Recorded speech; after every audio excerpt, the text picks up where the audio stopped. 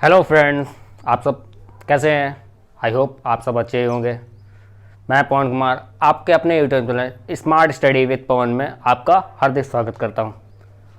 आज हमारे super dad की कंप्यूटर की क्लास होगी। आज हमारे कंप्यूटर की जो नेक्स्ट क्लास जो हो चुकी है उसमें हमने कंप्यूटर के प्रकारों के बारे में पढ़ाया था कि कंप्यूटर के कितने टाइप्स होते हैं। और आज हमारी जो क्लास रहेगी वो कंप्यूटर के डिवाइस के बारे में रहेगी कि इनपुट और आउटपुट डिवाइस क्या क्या होते हैं। तो आज हमारी क्लास चालू करते हैं हम लोग।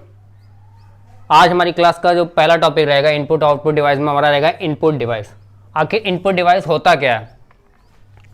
तो वह डिवाइस जिनके माध्यम से हम डाटा को क्या करें, अपने डाटा को इनपुट दे सकें, डाटा को मतलब कंप्यूटर के अंदर पहुंचा सकें इनपुट के माध्यम से। तो वो डिवाइस हमारे क्या कहलाते हैं? इनपुट डिवाइस कहलाते हैं। यानी इनपुट डिवाइस मतलब है न्यूमेरिक के माध्यम से, नंबर के माध्यम से, अल्फ़ाबेट के माध्यम से, टेक्स्ट के माध्यम से हम क्या करें, अपना डाटा इनपुट कर सकें कंप्यूटर में। वो डिवाइस हमारे पेरिफेरल डिवाइस जो हमारे कहलाते हैं वो हमारे इनपुट डिवाइस कहलाते हैं।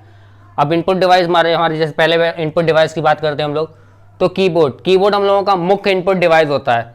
मुख्य इसलिए कहेंगे क्योंकि इसके माध्यम से हम लोग टेक्स्ट करके और नंबर से आदि इन सब चीज़ों से क्या करते हैं, अपना डाटा इनपुट देते हैं, यानी इनपुट करते हैं कीबोर्ड के माध्यम से। अब बात करते हैं कीबोर्ड होता क्या है।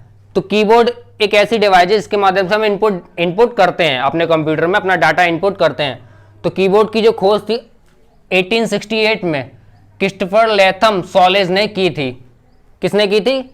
कीबोर्ड खोज 1868 में क्रिस्टोफर लैथम सॉलेज ने की थी। अब बात करते हैं कीबोर्ड में जो इस समय वर्तमान में जो कीज चल रही हैं, तो आखिर कीबोर्ड में कितनी कीज होती हैं? तो कीबोर्ड में जो हमारी मुख्य रूप से होती हैं 4 तरीके की कीज पाई जाती हैं। और जो चारों तरह की जो कीज होती हैं वो टोटल मिला के 104 एंड 110 के बीच में होती हैं। अब बात करते हैं 4 तरह की जो हमारी होती है, यानी कुंजियां होती है हमारी, की कौन कौन सी होती है। तो सबसे पहली बात करते हैं फंक्शन की।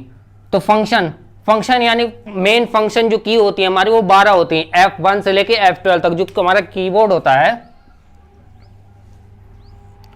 उसमें जो ऊपर के सेंटर में जो कीज होती हैं F1 से लेके F12 तक, ये हमारी क्या होती है, मुख्य फंक्शन की हमारी होती हैं F12 तक। तो ये हमारी फंक्शन की होती हैं। अब बात करते हैं न्यूमेरिक अल्फ़ाबेट या न्यूमेरिक की। अल्फ़ाबेट में क्या होता है, हमारे जो अल्फ़ाबेट होते हैं ए टू जेड जो दिए रहते हैं कीबोर्ड में ए टू जेड, ये हमारे अल्फ़ाबेट की होती हैं। और न्यूमेरिक में हमारे 0 to 1 जो की होती है वो हमारी न्यूमेरिक की होती हैं। तो ये 2 प्रकार की और की होती हैं जो हमारे कीबोर्ड्स में आती हैं। तो फर्स्ट टाइप हो गया फंक्शनल की, सेकेंड हो गया अल्फ़ा व न्यूमेरिक की। अब बात करते हैं सी नंबर नेविगेशन की कितनी होती है हमारी? नेविगेशन की जो हमारी होती है मुख्य रूप से 4 होती हैं, लेफ्ट, राइट, अप, डाउन। जो हमारा कीबोर्ड होता है, कीबोर्ड के इस स्थान पे हमारे ऐसे की बनी होती हैं। तो ये हमारी फंक्शन क्या कहते हैं, नेविगेशन की होती है, जिसको हम लोग लेफ्ट, राइट, अप, डाउन या टॉप बॉटम भी कहते हैं। ये हमारी 4 तरीके की नेविगेशन की होती हैं। और फंक्शन की हमारी 12 होती हैं। और अल्फा की हमारी ए से लेके अल्फा या अल्फ़ाबेट की कहिए हमारी ए टू जेड जो होती है हमारी 26 होती हैं।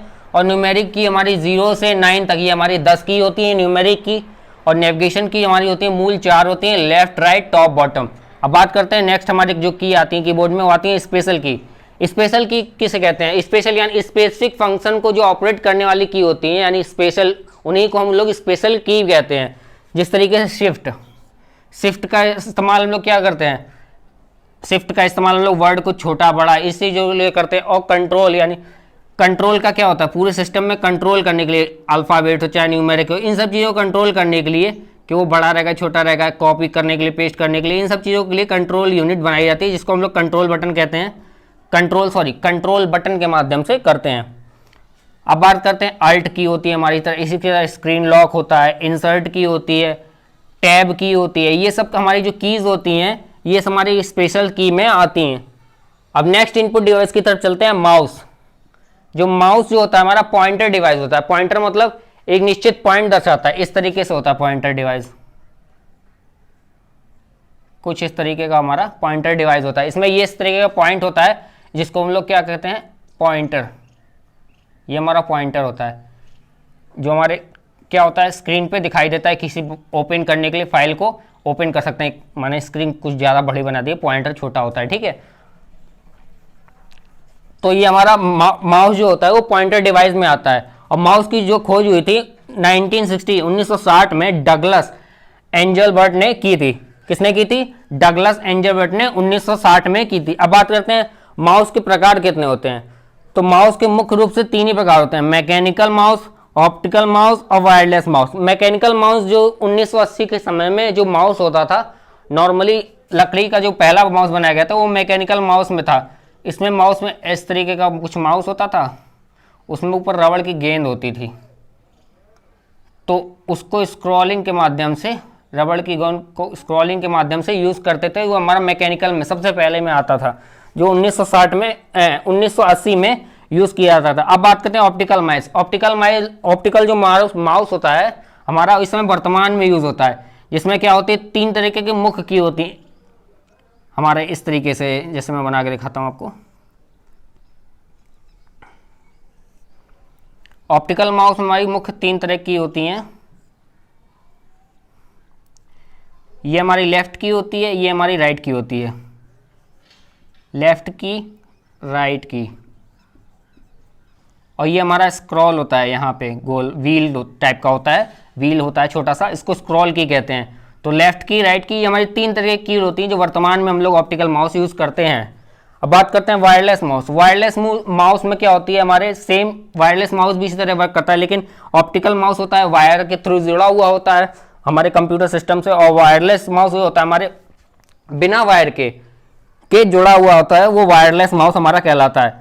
तो वायरलेस माउस में भी आजकल जो वर्तमान में माउस जो चले हैं उनमें एक्स्ट्रा की दी जाती है, जैसे अंडो और रीडो की हमारी भी दी जाती है, तो ये वायरलेस माउस में भी आता है। अब बात करते हैं जो मेन माउस होते हैं उनमें 3 तरह की होती हैं, left, right and scroll button. ये हमने बताया था, पहले भी मैंने बताया कि left, right and scroll button होती है, ओके। अब बात करते हैं 3rd नंबर हमारा जो आता है इनपुट डिवाइस में, वो बात करते हैं स्कैनर की। स्कैनर क्या होता है? स्कैनर हमारा वह डिवाइस होता है जो किसी भी हार्ड कॉपी को, यानी हार्ड कॉपी में जो डाटा हमारा रहता है, जैसे बुक मान लीजिए, बुक में जो लिखे हुए वर्ड्स वगैरह होते हैं वो हमारे हार्ड कॉपी के डाटा होते हैं, उस चीज को क्या करे, वो स्कैन करके किसमें कन्वर्ट कर दे, हमारे आउटपुट सॉफ्ट आउटपुट के रूप में हमारे को प्रदर्शित कर दे, तो वो हमारा क्या कहलाता है? स्कैनर। अब मैं बहुत से लोग कह रहे होंगे आउटपुट कैसे प्रदर्शित करता होगा, क्योंकि जो भी हमारा रिजल्ट होता है वो हमारे आउटपुट शो होता है। जैसे मान लीजिए मैंने कुछ टाइप किया, तो टाइप मैंने किससे करूंगा? कीबोर्ड से करूंगा, तो जो जिससे टाइप कर रहा हूं वो हमारा क्या हुआ? इनपुट डिवाइस हुआ। लेकिन आउटपुट डिवाइस हमारा क्या होता है? मॉनिटर पे। लेकिन जो हमें दिखाई देता है, जो हमने टाइप करने के बाद जो भी डाटा हमारा दिखाई देता है, वो एक्चुअल में हमारा आउटपुट डाटा होता है। जो मॉनिटर है हमारा, इस पे जो जब भी कोई डाटा दिखाई देगा तो हमारा क्या होगा? टाइप होने के बाद आउटपुट, जो इनपुट होने के बाद यहाँ जो दिखाई देगा रिजल्ट, वो हमारा आउटपुट की श्रेणी में आता है, तो इसको आउटपुट डाटा भी कहते हैं। तो स्कैनर का यही वर्क होता है, किसी भी हार्ड कॉपी को सॉफ्ट कॉपी में कन्वर्ट करके डाटा प्रोवाइड कराना, ये हमारा होता है स्कैनर का काम। और स्कैनर की खोज 1957 में रसल ए क्रिश्चफ ने की थी, तो इसने खोज की थी। उन्होंने सबसे पहले जो खोज की थी और इसका जो मतलब प्रयोग हुआ था, उसमें क्या हुआ था? ब्लैक एंड वाइट, सबसे पहले ब्लैक एंड वाइट फोटो को इन्होंने क्या किया था? स्कैन किया था सफलतापूर्वक। बाद में इसका विकास हुआ तो रंगीन भी स्कैन होने लगे। अब बात करते हैं OMR का फुल फॉर्म होता है optical mark reader. Optical mark reader का जो मेनली यूज होता है हमारे एग्जाम्स में होता है। एग्जाम्स में क्या होता है कि जो हम लोग गोला भरते हैं, यानी ऑप्शनल में जो हमारे क्वेश्चन होते हैं उनका ऑप्शन में गोला भरने वाला नहीं आता सिस्टम इस तरीके का, तो उसको भरने के लिए जब जैसे इस पे पेंसिल या पेन से भरे, तो ऑप्टिकल मार्क रीडर का क्या होता है? जो मार्क होता है इसको रीड करना ही क्या होता है? ऑप्टिकल मार्क रीडर का कार्य होता है। तो पेन या पेन से जब हम भरते हैं इस चीज को, गोले को, तो उस क्या करता है? उस चीज की रीड करता है, रीड करके क्या हमका रिजल्ट प्रोवाइड कराता है। और ये हमारा क्या करता है? ऑप्टिकल मार्क रीडर हमारा इनपुट डिवाइस होता है, यानी डाटा को, इनपुट को संग्रह करता है। अब बात करते हैं OCR क्या होता है? तो OCR का फुल फॉर्म होता है ऑप्टिकल कैरेक्टर रीडर। ये क्या करता है? कैरेक्टर को रीड करता है, यानी कैरेक्टर में हमारे आते हैं लेटर्स, आते हैं A to Z, नंबर्स आते हैं, स्पेशल सिंबल्स वगैरह आते हैं, जैसे @ का हुआ, @ का हुआ, इस तरीके से हुआ, प्लस का हुआ, माइनस का हुआ, डिवाइड का हुआ, ये सिंबल हुआ, ये सिंबल है। इस तरीके के जो स्पेशल सिंबल्स होते हैं उनको भी रीड करता है। तो OCR का कैरेक्टर रीडर का जो होता है मेन कार्य ये होता है कि ऐसा डाटा जिसको कैरेक्टर रीडर में हो उसको रीड करना OCR का काम होता है। अब बात करते हैं MICR का। MICR यानी मैग्नेटिक इंक कैरेक्टर रीडर, या इसका जो फुल फॉर्म होता है MICR का, वो हमारा होता है मैग्नेटिक इंक कैरेक्टर रीडर।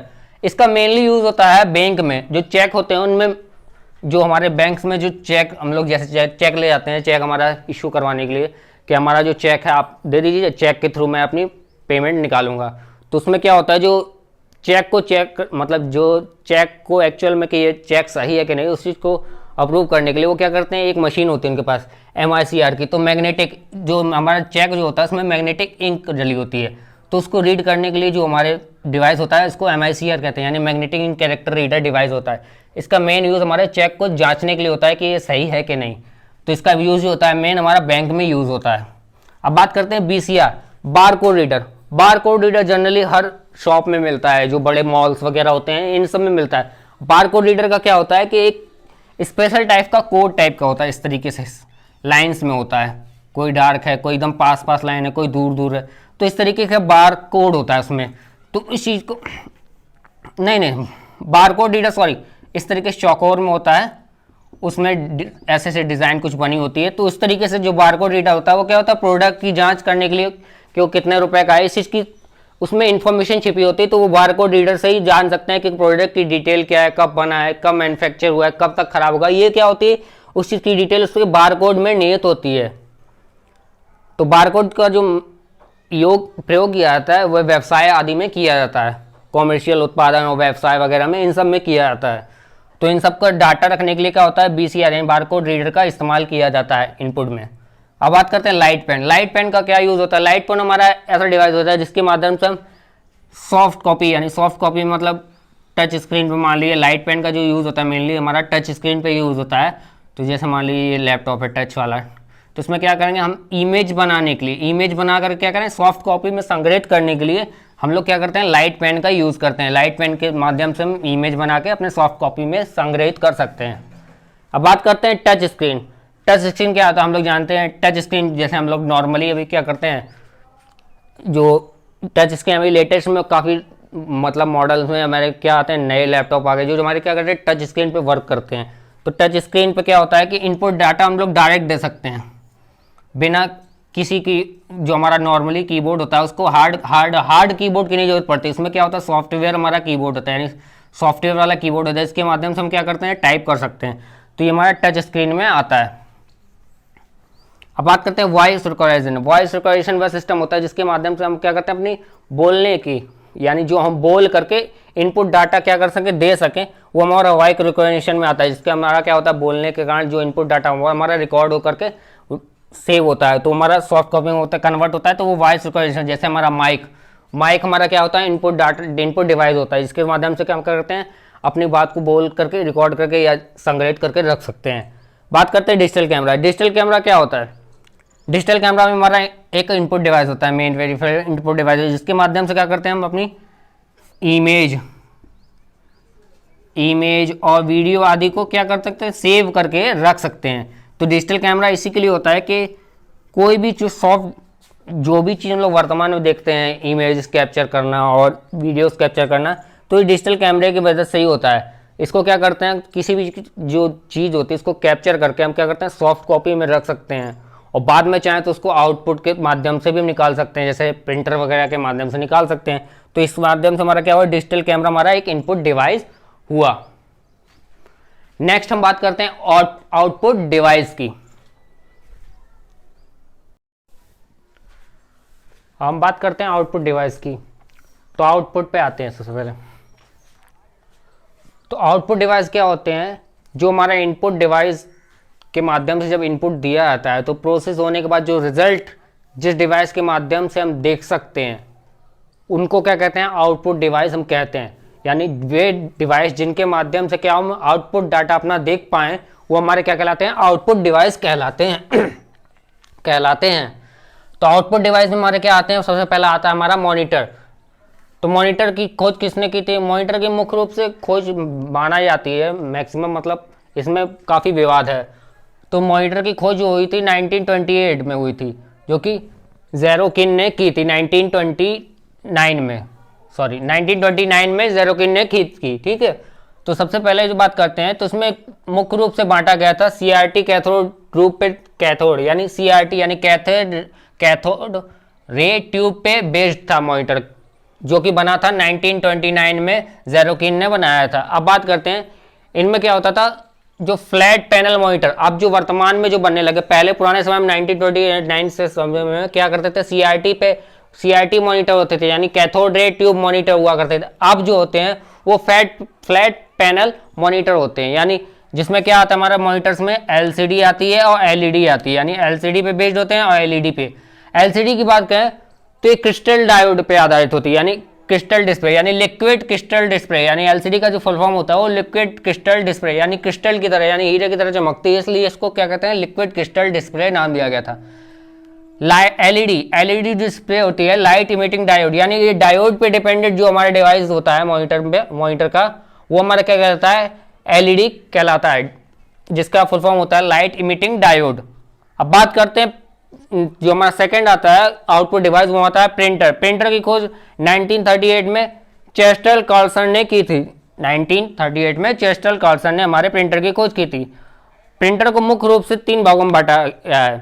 पहला हमारा आता है, मुख्य रूप से मतलब माना जाए तो 2 ही भागों में बांटा गया है, इम्पैक्ट और नॉन इम्पैक्ट। इम्पैक्ट प्रिंटर वे प्रिंटर होते थे जो प्रिंट करते समय आवाज करते थे, और नॉन इम्पैक्ट वे होते थे जो प्रिंट करते समय आवाज नहीं करते थे, यानी कोई भी चीज डाटा जो हमारा इनपुट होने के बाद जब आउटपुट प्रोसेसिंग के लिए आता है, अगर वो प्रिंट होते समय अगर आवाज करता था तो वो हमारे इम्पैक्ट प्रिंटर कहलाते थे। अगर जो डिवाइस आवाज नहीं करता था वो हमारे नॉन इम्पैक्ट प्रिंटर कहलाते थे। तो इम्पैक्ट प्रिंटर के हमारे कुछ डिवाइस होते थे, जिनमें से मेन हमारे इम्पैक्ट प्रिंटर 3 तरह के थे, जो क्या करते थे, जो आवाज कभी प्रिंट करते समय कोई भी क्या करते थे, आवाज नहीं करते थे, इसलिए उन्हें इम्पैक्ट प्रिंटर कहता था। जो हमारे इम्पैक्ट प्रिंटर हैं वो 3 प्रकार के मुख्य हैं, और इनकी 3 ही प्रकार माने गए हैं। पहला हमारा dot matrix printer. Dot matrix क्या होता था, डॉट के माध्यम से क्या करता था, चित्र को प्रिंट करता था, यानी छापता था, ठीक है। तो ये जो डॉट के माध्यम से जो प्रिंट को, अक्षरों को या सिंबल्स को या चित्र को जो छापता था, वो हमारे क्या कहलाते थे, डॉट मैट्रिक्स प्रिंटर कहलाते थे। अब बात करें Daisy wheel printer. Daisy wheel printer क्या होता था, कैरेक्टर की छपाई डॉट मैट्रिक प्रिंटर के अकॉर्डिंग, मतलब काफी ज्यादा हद से क्वालिटी में इंप्रूवमेंट हुई। क्वालिटी में इंप्रूवमेंट होने का मतलब क्या हुआ, अधिक उनका रेजोल्यूशन वगैरह अच्छा हो गया, तो ये क्या कह रहा है, डेजी व्हील प्रिंटर कहलाता है। इसमें एक व्हील होता था जिसमें क्या होते थे, सिंबल्स और अल्फाबेट वगैरह क्या होते थे, मतलब उसमें अंकुरित हुए होते थे, मतलब उभरे हुए होते थे, जो क्या करते थे, व्हील के माध्यम से प्रिंट करते थे। तो इसमें क्या होता था, कैरेक्टर की जो छपाई होती थी वो काफी अच्छी रेजोल्यूशन में होती थी, इसलिए इसको डेजी व्हील जो प्रिंटर है वो डॉट मैट्रिक प्रिंटर से बेहतर माना गया है। अब बात करते हैं थर्ड जो हमारा प्रिंटर है इम्पैक्ट प्रिंटर में, हमारा आता है लाइन प्रिंटर। लाइन प्रिंटर क्या होता है, लाइन प्रिंटर एक बार में क्या करता था, पूरी लाइन को एक बार में प्रिंट करता था, यानी एक बार अगर कोई लाइन प्रिंट होती थी तो पूरी एक बार में लाइन वो प्रिंट होती थी, उसके बाद ही दूसरी लाइन प्रिंट हो सकती थी। लाइन प्रिंटर हमारा इसी पे वर्क करता था। अब बात करते हैं non impact printer. Non impact printer क्या होता है, मैंने अभी जैसे बताया था, अभी मैंने कुछ देर पहले बताया था कि नॉन इम्पैक्ट प्रिंटर जो हमारे होते हैं वो क्या करते हैं, प्रिंट करते समय आवाज नहीं करते हैं, और जो हमारे इम्पैक्ट प्रिंटर होते हैं वो प्रिंट करते समय हमारे आवाज करते हैं बहुत ज्यादा, और जो हमारे नॉन इम्पैक्ट होते हैं वो प्रिंट करते समय आवाज हमारी नहीं करते हैं। अब बात करते हैं नॉन इम्पैक्ट भी हमारे क्या होते हैं, 3 तरीके के मुख्य रूप से होते हैं, इंकजेट प्रिंटर, लेजर प्रिंटर और थर्मल प्रिंटर। इंकजेट की बात करें, नाम से समझ में आता है इंक का माध्यम होता था, इंक जेट प्रिंटर, यानी जिस प्रिंटर में इंक का यूज किया जाता था प्रिंट करने के लिए, वो हमारे क्या कहलाते थे, इंकजेट प्रिंटर हमारे कहलाते थे, ओके। जिसमें क्या होता था, मुख्य रूप से 4 रंग हुआ करते थे, नीला, लाल, पीला और काला। ये 4 तरीके के मुख्य रंग हुआ करते थे प्रिंटरों में, इंकजेट प्रिंटर में। और इसकी जो क्वालिटी इंप्रूव होती थी, वो जो हमारी क्वालिटी होती थी 300 DPI, यानी डॉट पर इंच। DPI का फुल फॉर्म होता है डॉट पर इंच। इसकी जो क्वालिटी होती थी प्रिंटिंग की वो 300 DPI यानी डॉट पर इंच होती थी।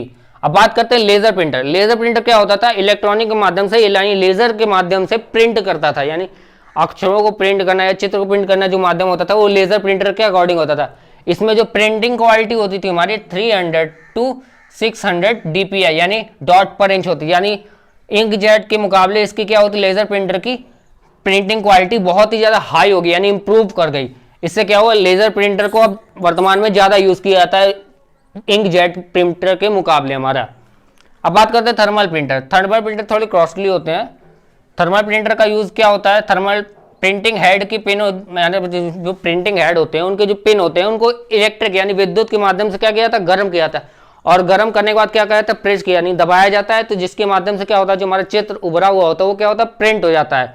यानी पिन हेड है, और जब जाहिर सी बात है जब भी कोई चीज़ गर्म होगी और वो चीज़ गर्म होने के बाद किसी जगह पे अगर लगा दे, जला ही दे, तो मान लीजिए वहाँ अपना निशान छोड़ जाता है। सेम उसी तरीके से क्या करता है थर्मल प्रिंटर भी वर्क करता है। उसके जो पिनों के हेड होते हैं उनको इलेक्ट्रिक के माध्यम यानी विद्युत के माध्यम से गर्म किया जाता है। इसके पश्चात क्या करता है, कागज़ पे दबाया जाता है, यानी प्रेस किया जाता है। दबाने से क्या होता है, जिससे क्या होता है जो भी उभरे हुए होते अक्षर होते हैं वो क्या हमारे होते हैं, प्रिंट हो जाते हैं, यानी थर्मल यानी गर्म करने के माध्यम से वो हो जाते हैं। तो ये हमारा थर्मल प्रिंटर का वर्क होता है। हमारा नेक्स्ट जो आउटपुट डिवाइस आता होता है तो प्लॉटर। प्लॉटर क्या होता है, इसकी सहायता से 3D प्रिंटिंग, ग्राफ प्रिंटिंग और बैनर व पोस्टर आदि की प्रिंटिंग की जाती है। तो ये हमारे 3D प्रिंटर में आते थे।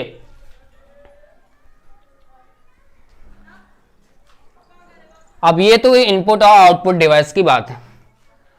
आई होप आपको हमारी क्लास पसंद आई हो, तो प्लीज़ लाइक एंड शेयर करें और कमेंट करना जरूर नहीं भूलें कि हमारी क्लास में कुछ त्रुटियां आ गई या अगर मैंने कुछ गलत पढ़ाया हो तो इस चीज़ को आप बता सकें, क्योंकि आप अगर कमेंट करेंगे तो हमें सजेशन मिलता है कि हम जान सकते हैं कि हमारे अंदर क्या कमियां हैं, हमने क्या गलत पढ़ा है, क्या सही पढ़ा है। तो आई होप आप लोग कमेंट भी करें और शेयर भी करें, सब्सक्राइब भी करें एंड लाइक भी करें। धन्यवाद।